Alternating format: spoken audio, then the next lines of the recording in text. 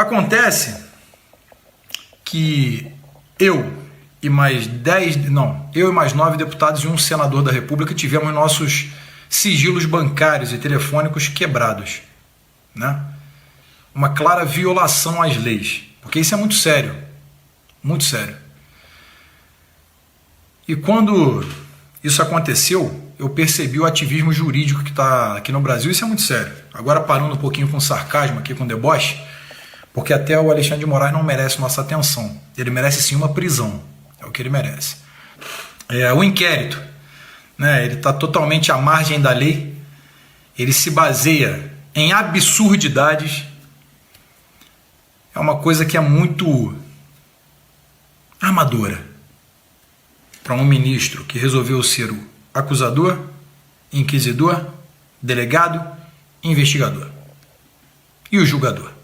Ele é tudo errado, está tudo errado, só que ele só não admitiu isso ainda. Veritas filia temporis, a verdade é filha do tempo. São Tomás de Aquino.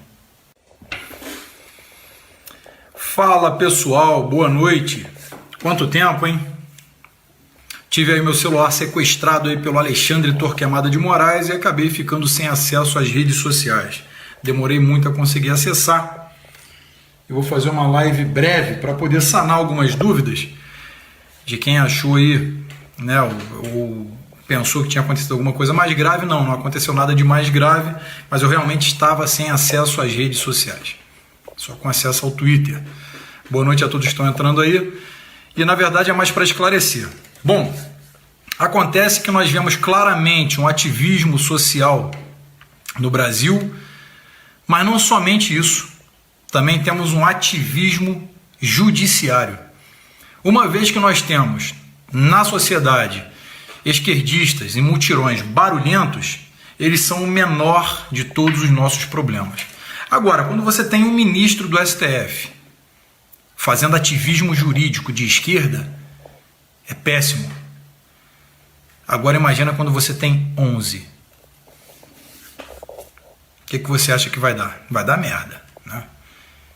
E é isso que acontece. Bom, o Alexandre de Moraes resolveu inventar um inquérito das fake news que o ministro Marco Aurélio Mello votou contrário, dizendo que é um inquérito natimorto, significa que ele já nasce morto, porque ele não tem materialidade, ele não tem robustez, ele não tem objeto, ele não tem legalidade para seguir adiante, mas o Alexandre de Moraes resolveu dizer que ele é foda e ele vai assim mesmo avançar.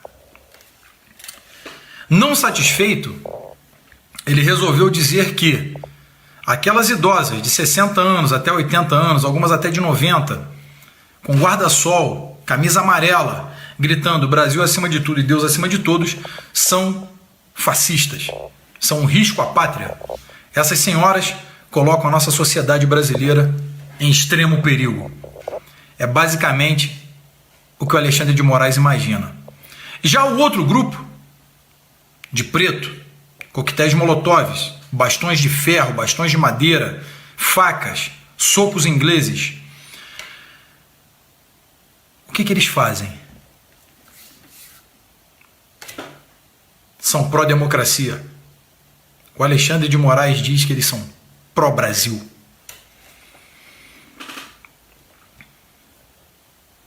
O Alexandre de Moraes ele tem se tornado cada vez mais explicitamente um inimigo da nação, né?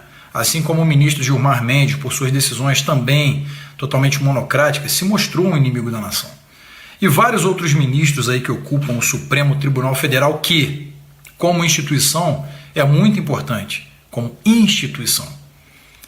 O que não significa que os seus ocupantes sejam importantes, né? Uma vez que você ocupa uma cadeira de proeminência, eles precisam trabalhar pelo Brasil. Eu, como deputado, eu preciso trabalhar pelo Brasil. O Alexandre de Moraes enviou à minha casa a Polícia Federal para poder apreender meus celulares, tablets, laptops, né, computadores, extratos bancários e tudo mais. Eu falei, ok. Eu poderia ter recusado, eu poderia ter negado e dito, não vão levar nada. Eu não compactuo com essa ilegalidade, com essa...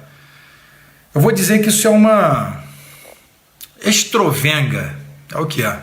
É tão estranho, tão esquisito esses dois inquéritos, tão ilegais, tão à margem da lei, que eu não consigo compreender como que seguiram adiante. Aí de repente me deu tive aquele insight e lembrei, é o ministro Alexandre de Moraes do STF. Então tudo se explica, certo?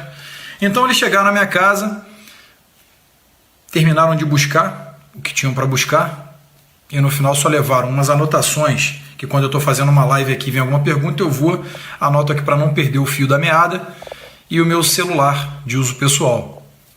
De quebra ele pediu o sigilo telefônico quebrado e também o bancário.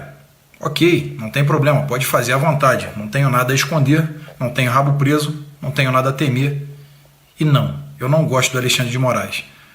Não aceito como juiz, porque ele não é juiz, ele simplesmente é um apadrinhado. E acho que ele é inepto para o cargo e inapto para o cargo. E acho que ele é um inimigo da nação. Então o senhor Alexandre de Moraes não, o senhor nunca vai ter o meu respeito. Jamais. E o senhor nunca vai me colocar com medo. Jamais. E o senhor arrumou um inimigo político que é determinado e focado, coisa que o senhor não é. Eu vou empenhar cada dia do meu mandato e da minha equipe para tornar público todo e qualquer ato ilegal do senhor, seja atual ou seja pregresso. O senhor vai me chamar de Daniel o Coveiro, que eu vou desenterrar tudo sobre a sua vida. Pública, é claro. A sua privada não me interessa. A sua vida privada é sua. Agora, a sua vida pública já está na privada há um certo tempo. Tu entendeu a analogia? Você entendeu a analogia. Então, o Daniel o Coveiro vai desenterrar todas as reportagens. Afinal de contas, reportagens servem como parâmetro, porque o senhor baseou o seu inquérito em reportagens da revista Cruzoé, da revista Isto É, da revista Veja, da revista Época, ou nas ilações da deputada Joyce Hasselmann, a ex-heroína da direita. Sim, eu torço para o seu impeachment, senhor Alexandre de Moraes. Se eu fosse senador, o senhor está com a pulga muito atrás da orelha. Infelizmente, somente o Senado que julga os ministros do STF. E eu sou deputado federal. Não faz parte da minha função precípua. Mas poderia. Ia ser muito bom. O senhor teria alguém assim no seu calcanhar o tempo todo. Alexandre de Moraes. Ministro Alexandre de Moraes. E não ia ser um índio cantando no teu ouvido. Sabia? Essa aqui é a novidade. Bom, é isso que eu queria falar para vocês, está tudo bem. O inquérito, ele está totalmente à margem da lei, ele se baseia em absurdidades, é uma coisa que é muito amadora para um ministro que resolveu ser o acusador, inquisidor, delegado, investigador e o julgador. Ele é tudo errado. Está tudo errado. Só que ele só não admitiu isso ainda. Veritas filia temporis. A verdade é filha do tempo. São Tomás de Aquino. Significa que a verdade, ministro, sempre prevalece no final. Agora eu explico a vocês, meus seguidores, conservadores, patriotas, e também para os imbecis da esquerda que me stalkeiam. Eu entreguei o meu celular porque eu quis entregar meu celular.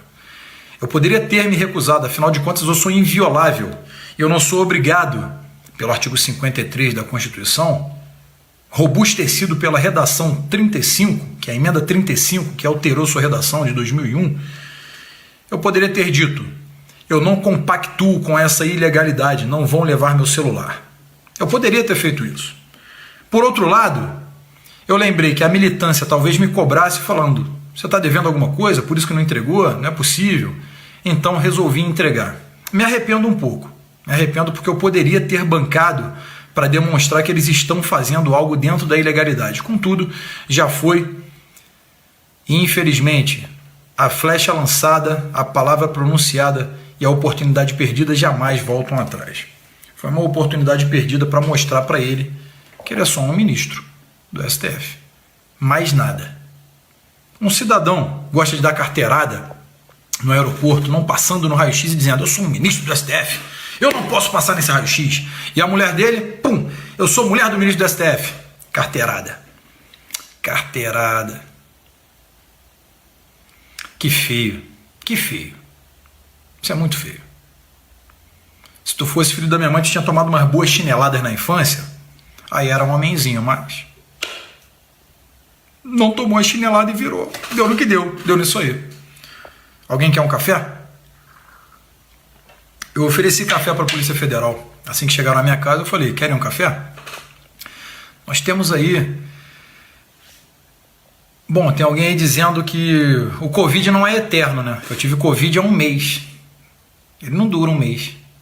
O período da carga viral é em torno de 8 a 15 dias. Eu fui assintomático. Significa que eu não desenvolvi nenhum sintoma. E já faz um mês. O Covid não é eterno. Tem alguém perguntando aí como é que eu me sinto. Me sinto bem. Me senti bem, na verdade. Para mim, nenhuma gripezinha foi. Só para deixar claro.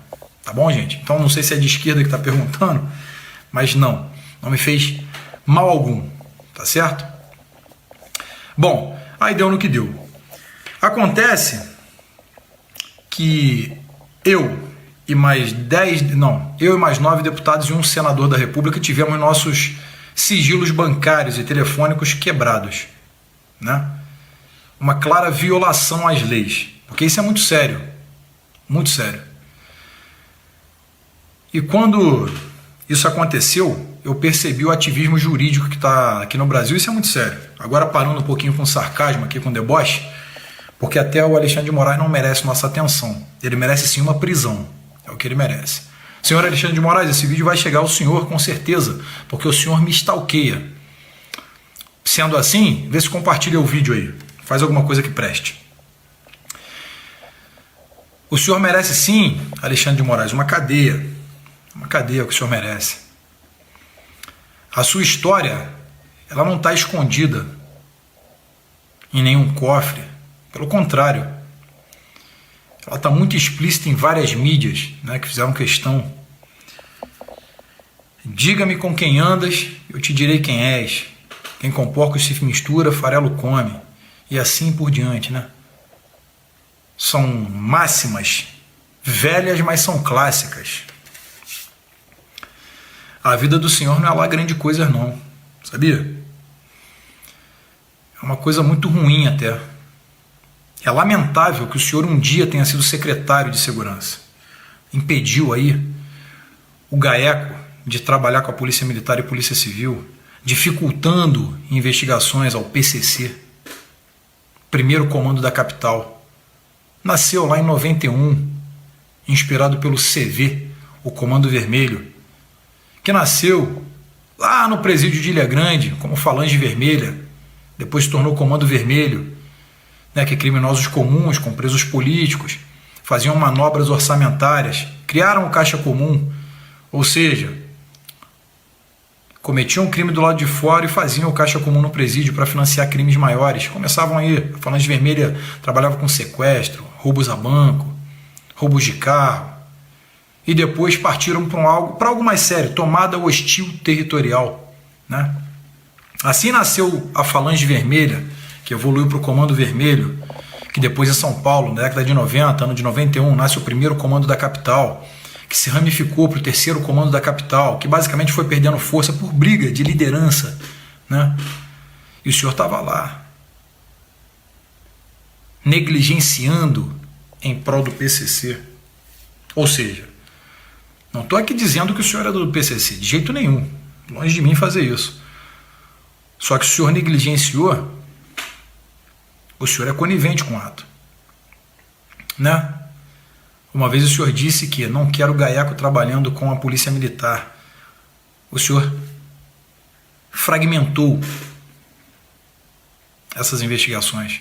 O GAECO perdeu a força da inteligência policial, perdeu a força das ações policiais, trabalhou um pouco mais reduzido, perdeu conexões. E o senhor estava lá, era o senhor, o secretário. E de repente, como num passe de mágica, Michel Temer resolve nomeá-lo para o STF. Alguém sem proeminência, sem conhecimento nenhum. Quem era Alexandre de Moraes? Aí o artigo 101 da Constituição garante que os requisitos sejam idoneidade moral, brasileiro nato, acima de 35 e abaixo de 65 anos, notável saber jurídico. Pronto. Você está qualificado a ser um ministro do STF. Você precisa sequer cursar direito, sequer ser acadêmico em direito. Você nem precisa ser formado em nenhuma área. Você só precisa ser amigo do presidente. Embora o Alexandre de Moraes tenha sido promotor de justiça, que é um concurso difícil, tem que admitir, mas ele não é juiz. Salvo engano, apenas o Fux e a Rosa Weber são juízes de carreira, ou seja, por provas e títulos no STF. Os outros 9 são advogados. Hoje, magistrados, e muitas aspas na palavra magistrado, porque foram ali apadrinhados de alguém. Lewandowski, advogado, subiu à magistratura por conta do 5º Constitucional e depois STF, por indicação presidencial.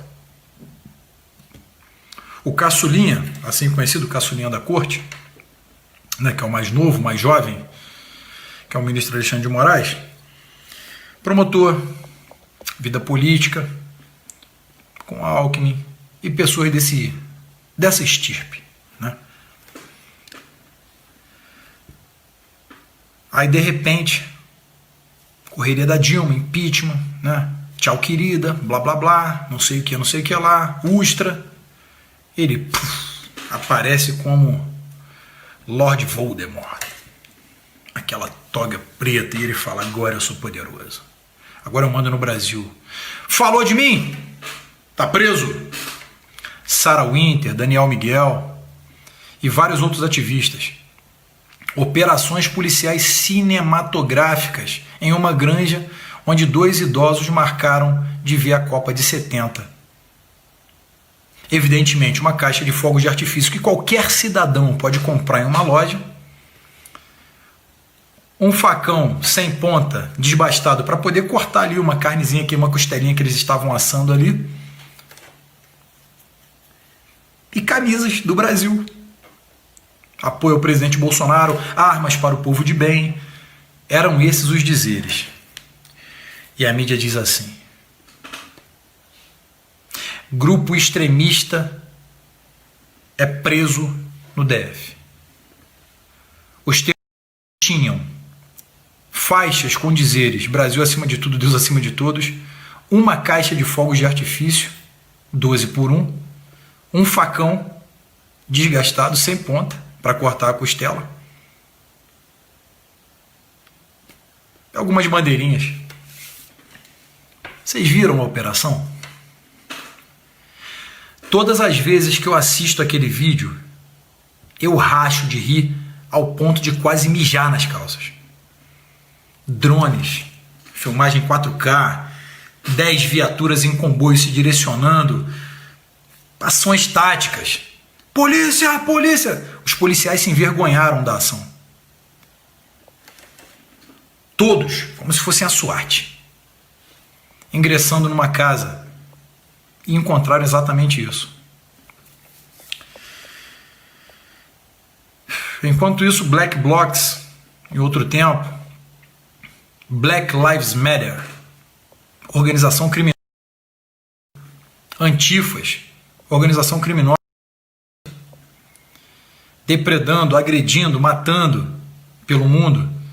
Nos Estados Unidos jogaram fogo em um mendigo, fogo de artifício. Aí me tem um culto perto do STF, alguém solta alguns fogos ao final do culto, outra pessoa fez muito mal. Fora STF, o STF pegou essas imagens e falou: ataque ao STF com fogos de artifício. Ataque ao STF com fogos de artifício? Ele não sabe o que é um ataque. Eu remonto e relembro em 1982, né, década de 80, na Colômbia, né, o ataque do M19, que chamava-se Movimento 19, o M19, movimento paramilitar, atacou o Palácio da Justiça, na Colômbia, com um míssil, um lança-míssil. Aquilo foi um ataque. Aquilo foi um ataque. Né? Se fossem fogos de artifício direcionados para o STF, de propósito, poderiam até dizer: olha, estão tentando nos amedrontar. Mas de longe seria um ataque. Né? De longe seria um ataque à instituição. Que deixo claro que é importante, a instituição STF, não os ministros, a instituição. Quem manda no STF é o STF. O Supremo Tribunal Federal é uma instituição muito importante e ela deveria ser respeitada. Mas se os próprios ministros não a respeitam, como que o povo vai respeitar? Só que a gente lembra também que eles não estão salvos de crítica. Uma vez que eles tentam, quando alguém fala: eu não gosto do Alexandre de Moraes, eu não gosto de fulano, não gosto de ciclano, eles: tá preso, abre inquérito, fake news, ato antidemocrático, blá blá blá, não sei o que lá. Então a minha live era mais voltada a isso, para poder dizer que tá tudo bem, tudo certo, tudo ok. Em breve eu vou reaver os meus pertences. Não estou conseguindo sequer acessar o meu notebook, porque ele foi apreendido. Eu usei ele umas 10 vezes. Minha filha usa muito mais do que eu para fazer a faculdade dela, as aulas na faculdade, e agora estão remotamente, né? Então ela está acessando bastante, ou seja, não está acessando. Estão prejudicando as notas da minha filha. Eu estou muito puto com isso. Eu tive que comprar um celular novo, ou seja, gastar dinheiro à toa. Eu estou muito puto com isso. Por conta de quem? Alexandre de Moraes. Por causa dele. Isso está me deixando para morrer. Eu estou muito puto com isso. Então, sim, tá tudo bem? Não.